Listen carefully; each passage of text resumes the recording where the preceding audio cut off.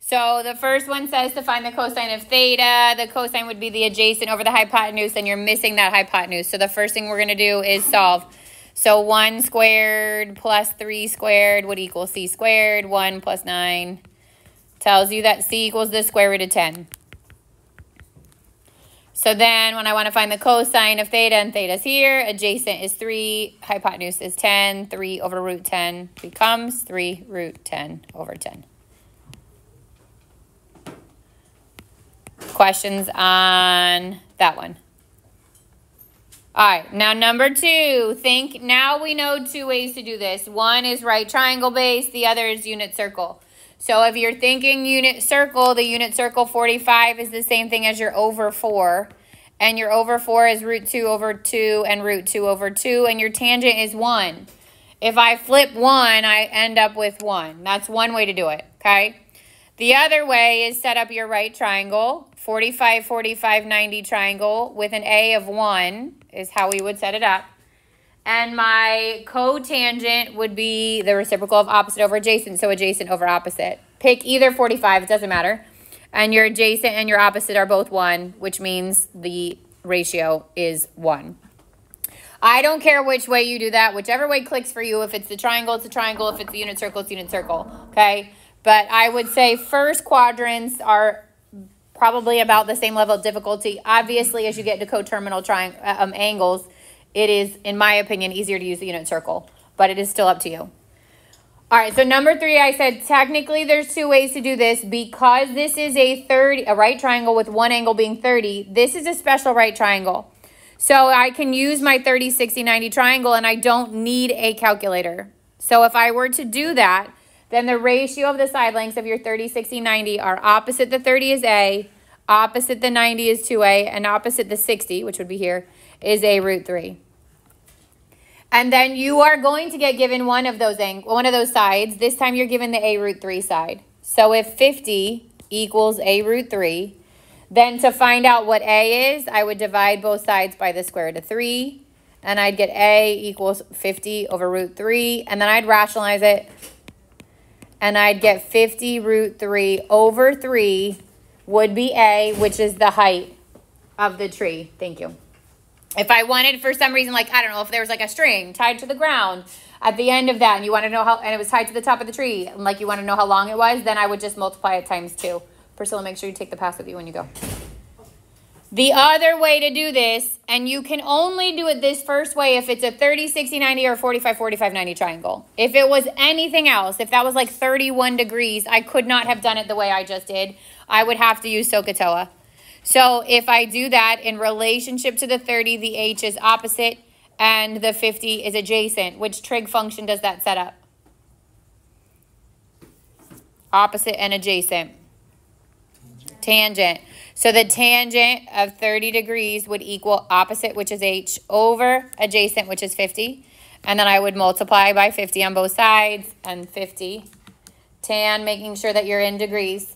Tan of 30 gives me H is 28.8675. So if I was keeping 3 decimals, 68 feet. It will tell you what to round to on your test. Your calculator would be in degrees, right? Correct. Yep.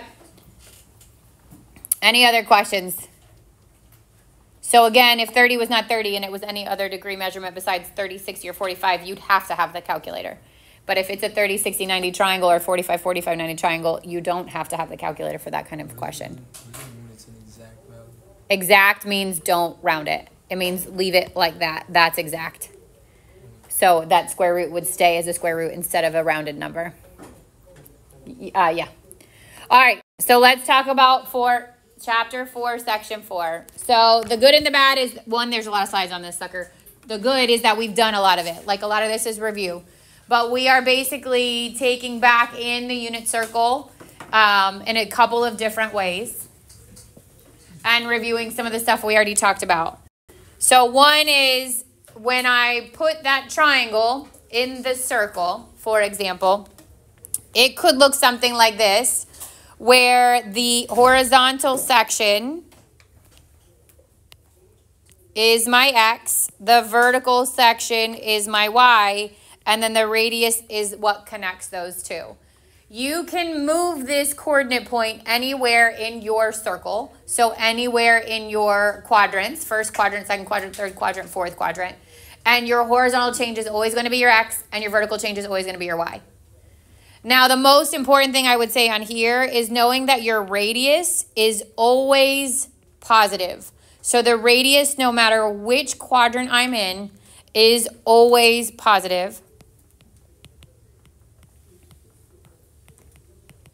And that's going to help us when we start to get a ratio. So if I say that the tangent, or let's say I say the sine or the cosine is positive or negative, and I give you a ratio, you would need to know which part of that ratio gets the positive or negative sign. And it will never be the hypotenuse or the radius, okay? So either the X could be positive or negative, the Y could be positive, negative, but never the radius. So I can draw these triangles in any quadrant, and the angle, that's called the reference angle, we're going to talk about in a second, is always the angle that is the distance from the x-axis or the horizontal to the radius. And again, we'll move it around. We're going to move it around. We've already talked about this, right? We talked about that we've got positive degrees and positive radians, and we've got negative degrees and negative radians. Positive goes counterclockwise, negative goes clockwise. We talked about our trig functions of our quadrant angles. So we already labeled these. If I went around my circle, I would have gone to the right 1, and this is 1, 0. I would have gone up 1, 0, 1. Left 1, negative 1, 0. Down 1, 0, negative 1. And the x coordinate of each of those would be the cosine. And the y coordinate of each of those would be the sines. And the tangent on the right and the left are 0. And at the top and the bottom are undefined. So all this chart did was fill all those things in. I would much rather have you understand how to find those things than to memorize a chart. Can you memorize a chart? Sure, if you want to. But it is much, in my opinion, it is much easier to understand the coordinate points around those four quadrants, or the four quadrant angles, and then be able to determine your sine, cosine, and your tangent from there. You cannot use triangles to find the sine, the cosine, or the tangent of your quadrant angles. Okay, if I try to find the sine of 0, I can't draw a triangle with an angle of 0. If I try to draw this, like let's just say I did 90 degrees. If I wanted to know the sine of the 90-degree angle, the opposite side is the same as the hypotenuse. You would not have one or the other. So you cannot use SOHCAHTOA on your quadrant angles. All right, example 1. Now we're not on a specific angle. We are making an angle with a coordinate point. So it says determine the exact values of the 6 trig functions of each theta. And I've got a little angle. I've got a point drawn in my first quadrant. It is 4, 3. That means my horizontal change is 4. It means my vertical change is 3. Do you remember your triples? What's the 3, 4, what? 3, 4, 5 is a triple, okay? 6, 8, 10 is a triple. 5, 12, 13 is a triple. 8, 7, 15, 17, and 9, 20. Actually, 9, 24, 25. I think I'm missing one, though. Oh, no, it's 7, 24, 25. Just kidding.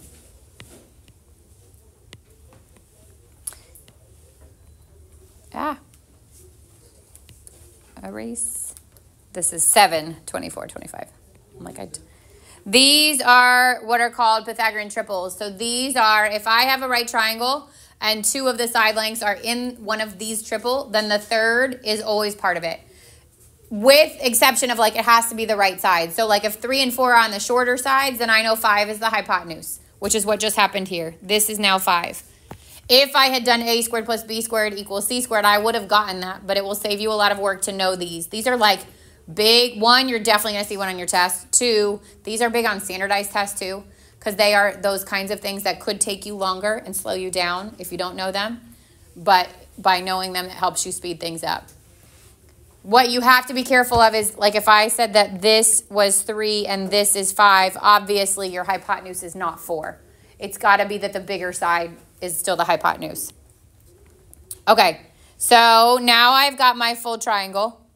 My theta is the little angle in here. So I want to find the sine, the cosine, the tangent, the cosecant, the secant, and the cotangent. What is sine of theta?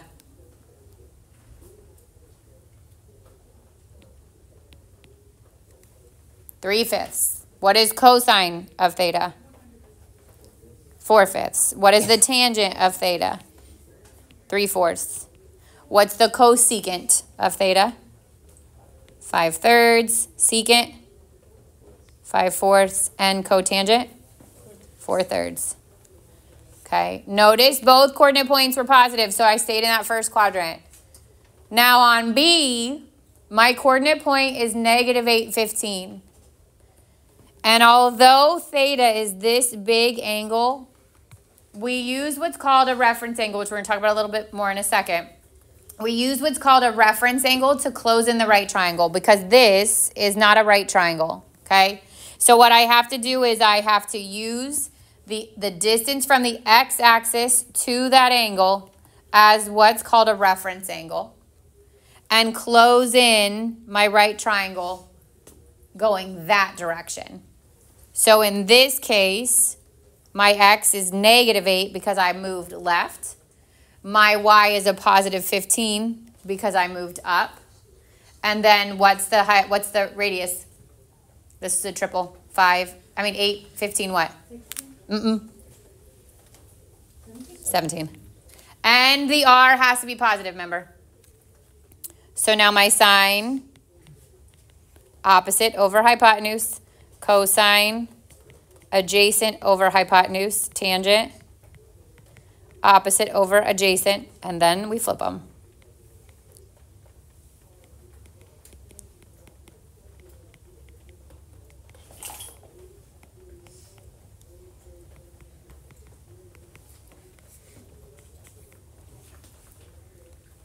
So no matter where the original angle is, when you go to draw your right triangle, you will always enclose it with the angle that is formed from the x-axis to the terminal side of that angle.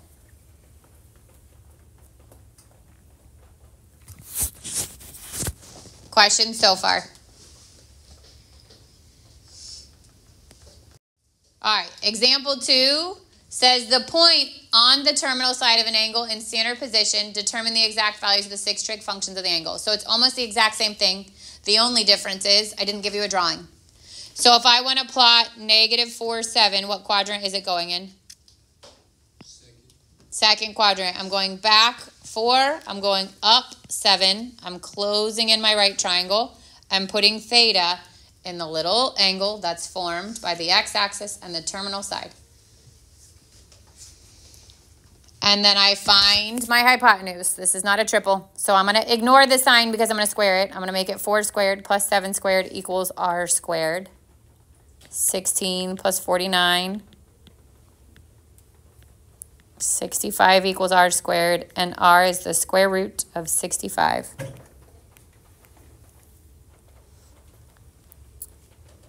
And now I can find all 6 trig functions. Sine is opposite 7 over hypotenuse square root 65, and that gets rationalized.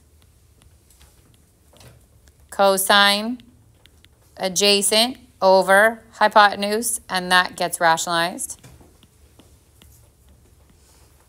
Tangent opposite over adjacent, and it doesn't matter where that negative goes. It can go in the top with the 7, it can go out front, it can go in the bottom with the 4, as long as it's only in one of those spots. And then cosecant, we're going to flip it. We're going to go back to before we rationalized. Square root 65 over 7. Secant, same thing for cosine. Go back to before we rationalized.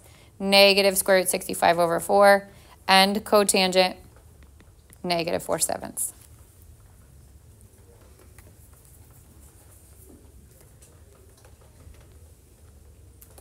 Questions on that one? All right, so save us a little bit of time. We're not going to go all the way through on B, but where would this angle live? Good. I went to the right, 3, down 4, and then my hypotenuse will be what? 5. Good. Do you know where to go from there? Yes. Okay.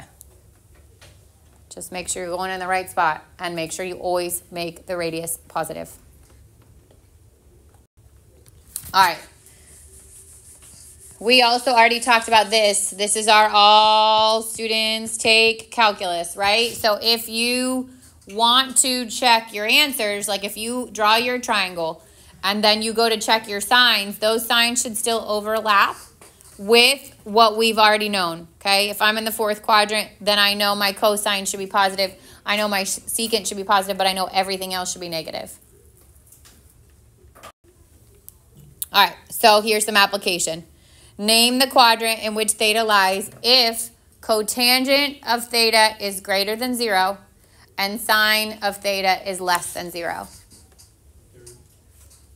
Good. So first of all, if cotangent's positive, that means tangent's positive, right? This is the same thing as tangent being positive.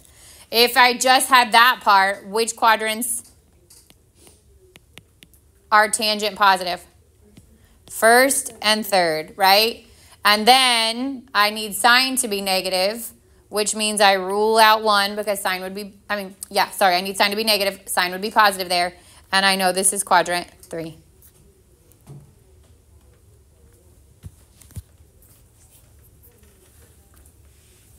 Still good?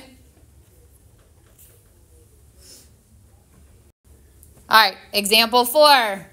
Again, similar kind of information as the coordinate point, just given in a different format.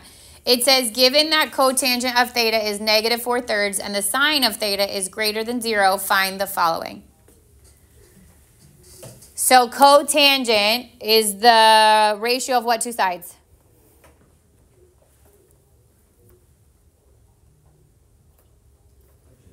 Adjacent and opposite, okay? Now, what I don't know from this is which of those two get the negative. The negative can go in the 4, it can go with the 3, it can't obviously go with both. Which means from here, I could either move left 4 and up 3, or I can move right 4 and down 3. Now that's why the second piece of information is given to you. And it says sine of theta is greater than 0. So where does this live? 2nd quadrant. So instead of going to the right and down, I'm going to go to the left. So my adjacent side would be the negative. That's 4. The opposite is the 3. I close in my triangle. I put theta in the corner. What's the missing side? 5. 3, 4, 5 is your triple. So the sine is 3/5. The cosine is negative 4/5. The secant is the reciprocal of cosine, negative 5/4. The cosecant is the reciprocal of sine, 5/3. That's the terminal side, right? The terminal side is where it ends. Oh. Yeah. Is that what you mean? The radius is your terminal side. Oh, okay. Yep, sure. All right, now this says the terminal side of theta lies on the given line in the specific quadrant. Find the values of the 6 trig functions of theta by finding a point on the line. So we're going back to graphing a line. Y equals 3x is what?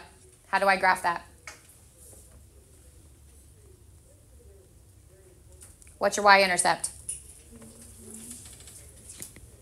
3/1. Nope, that's your thing is slope. What's the y-intercept? 0. 0. So I'm going to start at 0, and then your slope is 3/1. So I'm going to go up 3 and to the right 1. That's where the terminal side is. So this is where the radius is. Now I want to make an angle that goes from the x-axis to that point. What would be true about the horizontal distance? How many units did I move to the right? 1. And what would be true about the vertical distance? 3. Now all I got to do is find the missing side. So 1 squared plus 3 squared equals r squared. And r is the square root of 10.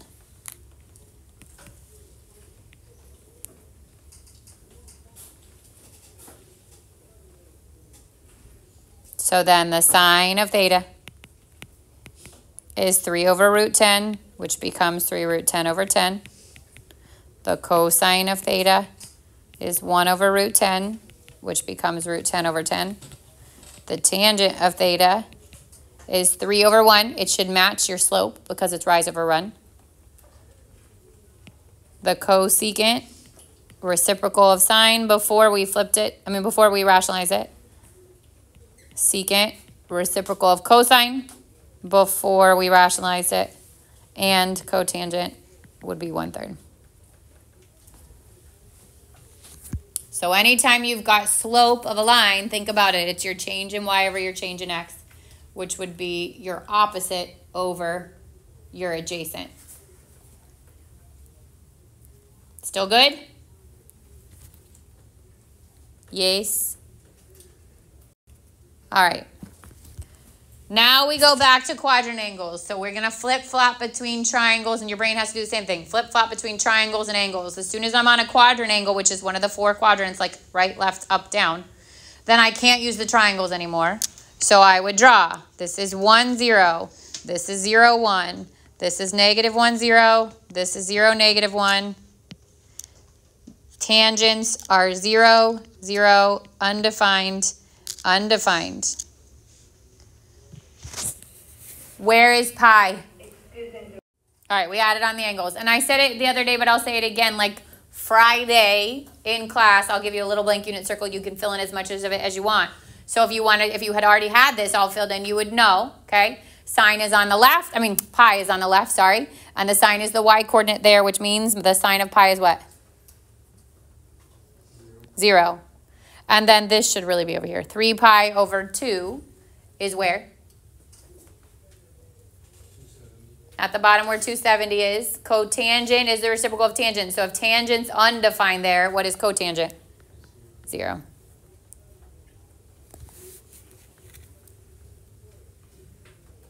Questions on those?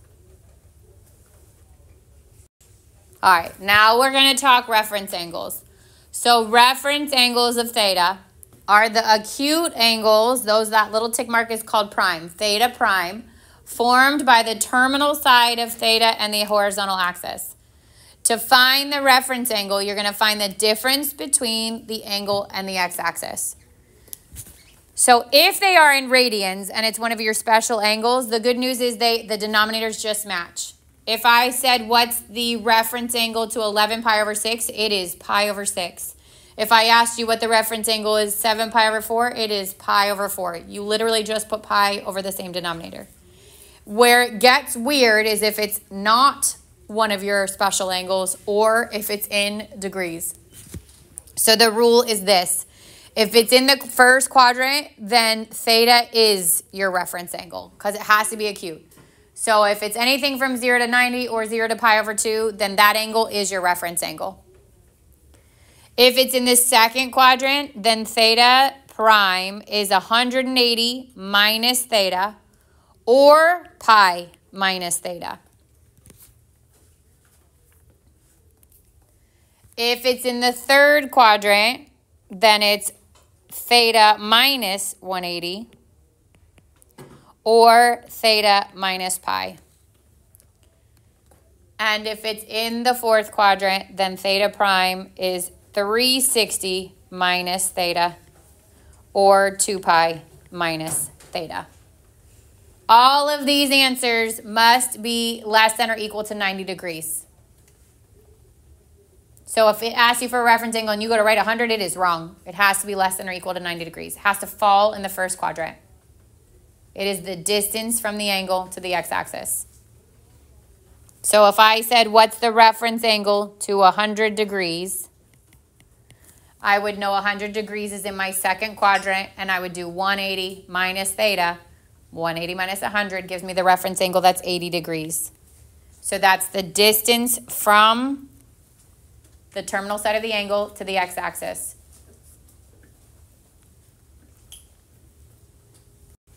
All right, so example 7. Find the reference angle theta prime and sketch theta and theta prime in standard position. What I say about your special angles?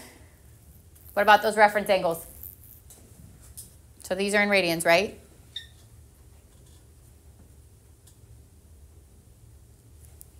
Is literally just pi over 3. The reference angle is pi over 3, okay? Now, if you want to go the long way around it, if you're not listening or it's not registering, then the long way around this is 2 pi over 3 is in my second quadrant. I know that because it's in between 1/2 and 1. If it's in the second quadrant, I'm going to do pi minus 2 pi over 3. I'd get 3 pi over 3 minus 2 pi over 3, which is pi over 3. Or you could eliminate all of that work by knowing that if it's a special angle on your unit circle, that the reference angle is pi over the denominator.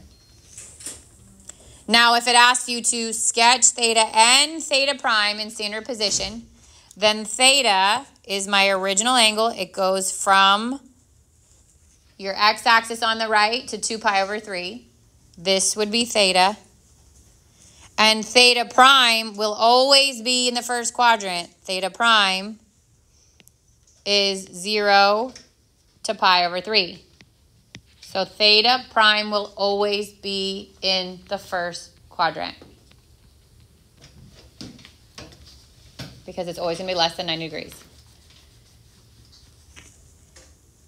What's your reference angle for B?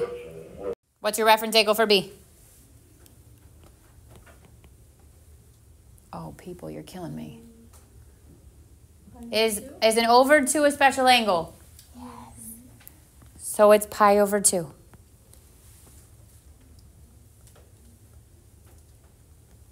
But 9 pi over 2 is obviously not on my unit circle, right? What is 9 over 2 in mixed number form? 4.5 circles. 4.5. Well, not 4.5 circles, but 4.5, right? So if it's 4 and 1/2, the even part, the 4 tells you to start where? Right or left? Right. Right? So this would be 4. Half means one more than that. So it would go 2 pi, 4 pi, 4 and 1/2 pi would look like that. And pi over 2 would just be 1.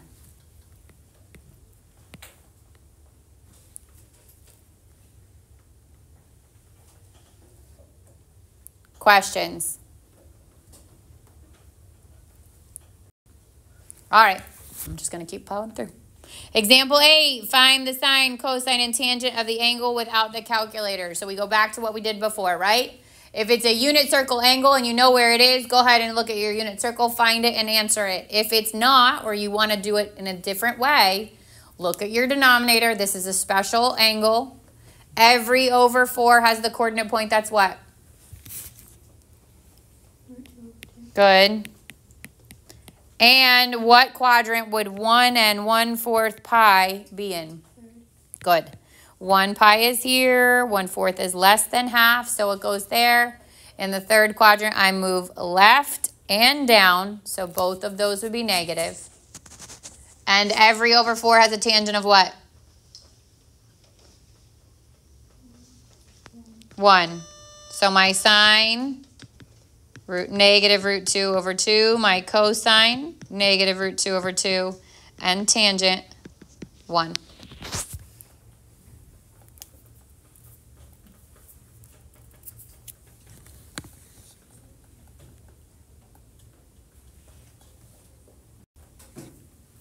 Now we go to the calculator. So grab your calculators.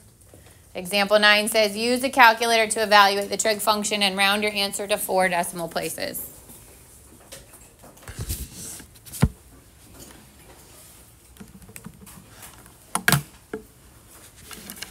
How do I know what mode I need to be in? No degree symbol or degree symbol. So in A, what mode do you need to be in? I need to be in radians. And I'm going cotangent, which is 1 over tangent 4.3. 0.437. It says 4 decimal places. So 747 means 7.5. And then for B, what mode do you have to be? Back to degrees. 1 divided by cosine, 213. Negative 1.19236, so 2.4. Do we just leave it? So this, kind of like this. Okay, this says find two solutions of each equation and give your answers in degrees and radians. And don't use a calculator. So think about what this is saying. This is saying that there is an angle in which the sine of that angle is positive 1/2. And it wants you to figure out your angle. So I'm going to bring in the unit circle because I think it's easiest to get a visual on this. But hopefully we could eventually do it without it. So for example A, it says the sine of theta is 1/2. So when I'm looking around my coordinate points, which coordinate am I focused on if it's sine, X or Y? Y. So I'm looking for where the Y coordinate is a positive 1/2. So as you go around your circle, the Y coordinate is a positive 1/2 here, and the Y coordinate is a positive 1/2 here, which is why it says give two solutions to each equation. Give your answers in degrees and radians. So if I'm answering this in degrees, then it is 30 degrees and it is 150 degrees. And if I'm answering it in radians, it's pi over 6 and 5 pi over 6.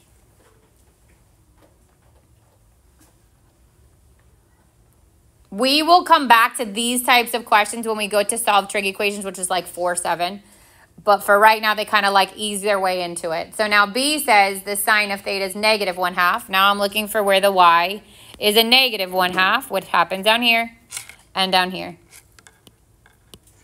So now we're on in degrees 210 and 330, and in radians 7 pi over 6 and 11 pi over 6.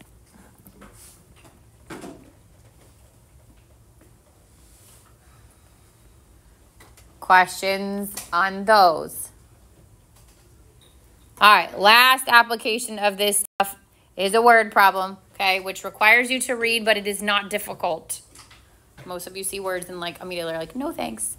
Okay, it says the displacement from equilibrium of an oscillating weight suspended by a spring. So you've got a spring with an oscillating, it's going up and down based on a weight, is given by, and it gives you the equation, y of t equals 2 sine 6t, where y is the displacement in centimeters and t is the time in seconds. Find the displacement when A, t is 0, B, t is 1/4, and C, t is 1/2. So I'm going to find A, 2 times the sine of 6 times 0, B, 2 times the sine of 6 times 1/4, and C, 2 times the sine of 6 times 1/2.